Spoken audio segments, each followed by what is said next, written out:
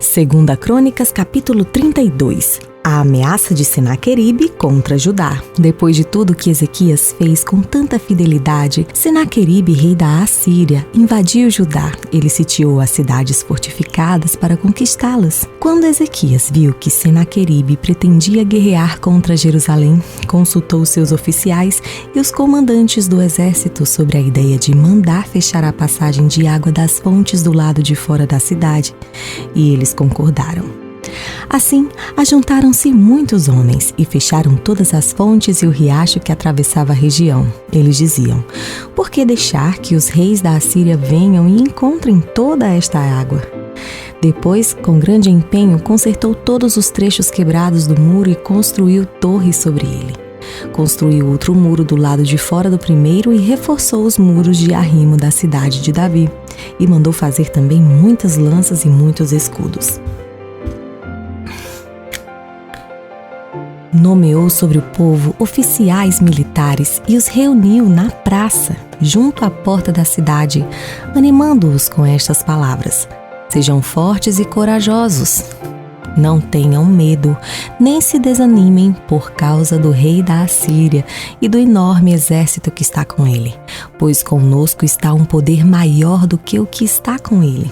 Com ele está somente o poder humano, mas conosco está o Senhor, o nosso Deus, para nos ajudar e para travar as nossas batalhas. E o povo ganhou confiança com o que disse Ezequias, rei de Judá. Mais tarde, quando Senaqueribe, rei da Assíria, e todas as suas forças estavam sitiando Laquis, mandou oficiais a Jerusalém com a seguinte mensagem a Ezequias e a todo o povo de Judá que morava lá. Assim disse Senaqueribe, rei da Assíria: em que vocês baseiam a sua confiança para permanecerem cercados em Jerusalém? Quando Ezequias diz: o Senhor, o nosso Deus, nos salvará das mãos do rei da Assíria, ele o está enganando para deixá-los morrer de fome e de sede. Mas não foi o próprio Ezequias que retirou os altares desse Deus, dizendo a Judá e a Jerusalém: vocês devem adorar diante de um só altar e sobre ele queimar incenso? Vocês não sabem o que eu e os meus antepassados fizemos a todos os povos das outras terras? Acaso alguma vez os deuses daquelas nações conseguiram livrar das minhas mãos a terra deles? De todos os deuses das nações que os meus antepassados destruíram, qual deles conseguiu salvar o seu povo de mim? Como então Deus de vocês poderá livrá-los das minhas mãos?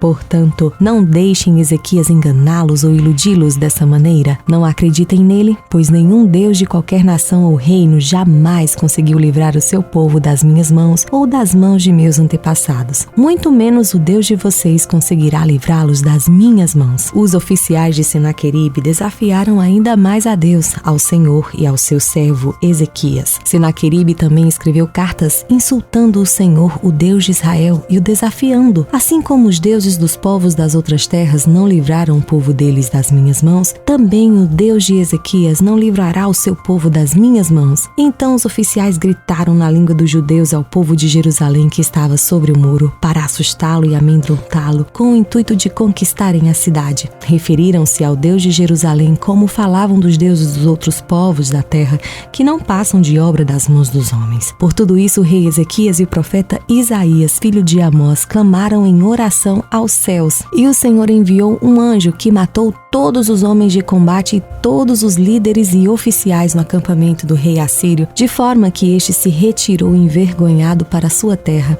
E certo dia, ao adentrar o templo do seu Deus, alguns dos seus filhos o mataram à espada. Assim o Senhor salvou Ezequias e o povo de Jerusalém das mãos de Senaqueribe, rei da Assíria, e das mãos de todos os outros, e cuidou deles em todas as fronteiras. Muitos levaram a Jerusalém ofertas para o Senhor e presentes valiosos para Ezequias, rei de Judá. Daquela ocasião em diante, ele foi muito respeitado por todas as nações. Naquele tempo, Ezequias ficou doente e quase morreu. Ele orou ao Senhor, que lhe respondeu, dando-lhe um sinal miraculoso.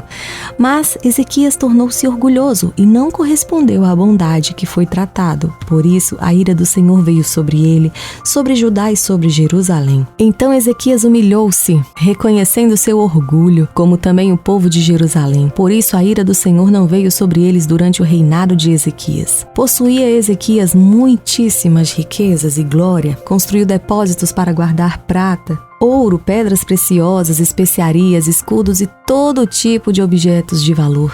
Também construiu armazéns para estocar trigo, vinho e azeite, e fez ainda estábulos para os seus diversos rebanhos e para as ovelhas. Construiu cidades e adquiriu muitos rebanhos, pois Deus lhe dera muitas riquezas. Foi Ezequias que bloqueou o manancial superior da fonte de Gion e canalizou a água para a parte oeste da cidade de Davi. Ele foi bem-sucedido em tudo o que se propôs a fazer. Mas quando os governantes da Babilônia enviaram uma delegação para perguntar-lhe acerca do sinal miraculoso que havia ocorrido no país, Deus o deixou para prová-lo e para saber tudo o que havia em seu coração. Os demais acontecimentos do reinado de Ezequias e os seus atos piedosos estão escritos na visão do profeta Isaías, filho de Amós, no livro dos reis de Judá e de Israel. Ezequias descansou com seus antepassados e foi sepultado na colina onde estão os túmulos dos descendentes de Davi. Todo Judá e o povo de Jerusalém prestaram-lhe homenagens por ocasião da sua morte, e o seu filho Manassés foi o seu sucessor.